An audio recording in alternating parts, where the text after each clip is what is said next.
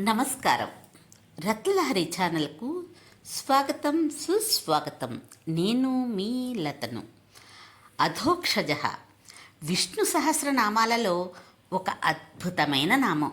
ఇది సాధనా మంత్రం కూడా. సంధ్యావందనలలో మనం జపించే 24 నామాలలోనూ ఒకటి. అధః అంటే క్రిందకు, వెనుకకు అని అర్థం. అక్షములు అంటే ఇంద్రియములు. ఎవరు తన ఇంద్రియములను వెనుకకు అంటే అంతర్ముఖం చేస్తారో వారికి లభించువారు అని భాష్యం చెప్పారు. జహ అంటే కలుగుట, లభించుట అని అర్థం.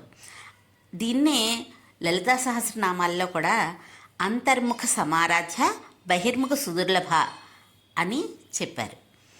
ఇంద్రియాలు బయట ప్రపంచంలో తిరుగుతూ ఉన్నంత వరకు వారు తెలియరు, దొరకరు అని. ఇంద్రియాలను ఎప్పుడైతే అంతర్ముఖం చేస్తామో దేహం లోపల ఉన్న పరమాత్మని తెలుసుకోగలుగుతాం. గరుడ పురాణంలో విష్ణువు నువ్వు నీ ఇంద్రియాలను అటు చూడనీయకుండా ఇటు త్రిప్పగలిగితే నిన్ను పట్టుకోవడానికి నేను పక్కనే తయారుగా ఉంటాను అని తెలియజేశారు. అధోన క్షీయతే జాతు యస్మాత్ తస్మాత్ అధోక్షజ అని మహాభారతం చెప్పింది. ఎవరు ఎప్పుడూ కిందకు జారిపోరో వారు అధోక్షజుడు అని మహాభారతం తెలియజేసింది. అంటే ఎప్పుడూ ఉన్నత స్థితిలోనే ఉంటారు అని దాని అర్థం.